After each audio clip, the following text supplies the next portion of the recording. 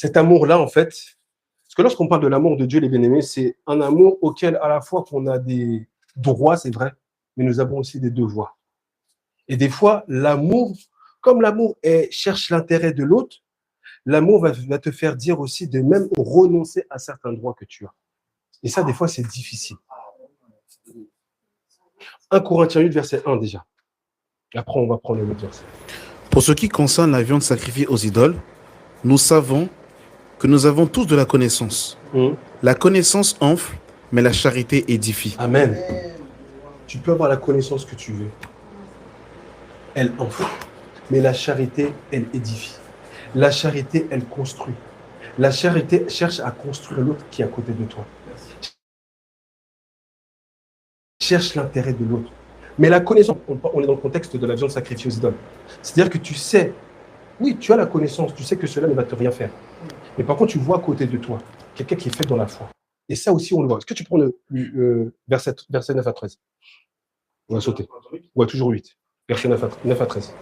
Prenez garde toutefois que votre liberté ne devienne pas une pierre d'achoppement pour les faibles. Car si quelqu'un te voit, toi qui as de la connaissance, assis à table dans un temple d'idole, sa conscience à lui est faible. Ne le portera-t-elle pas à manger des viandes sacrifiées aux idoles? Et ainsi, le faible périra par ta connaissance. Le frère pour lequel Christ est mort, en péchant de la sorte contre les frères, et en blessant leur conscience faible, vous péchez contre Christ.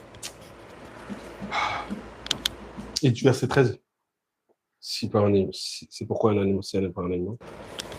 C'est pourquoi, si un aliment scandalise mon frère, je ne mangerai jamais de viande, afin de ne pas scandaliser mon frère. Voilà. Je ne mangerai jamais.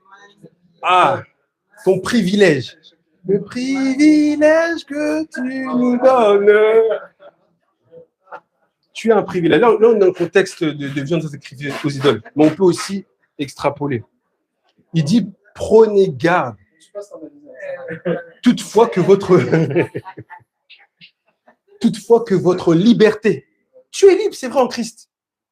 Mais tout est permis, mais quoi? Mais tout n'est pas.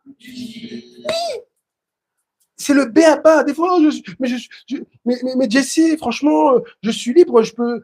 Tout à l'heure, tu as prêché sur les relations hommes-femmes. Tout est utile, mais tout n'est pas permis. Oui. Ah oui, bien-aimé. Des fois, en fait, tu es là, tu es libre de. Oui, c'est vrai. Mais pour la conscience de ton frère qui est faible. Vous voyez, les bien-aimés? Je prends l'exemple.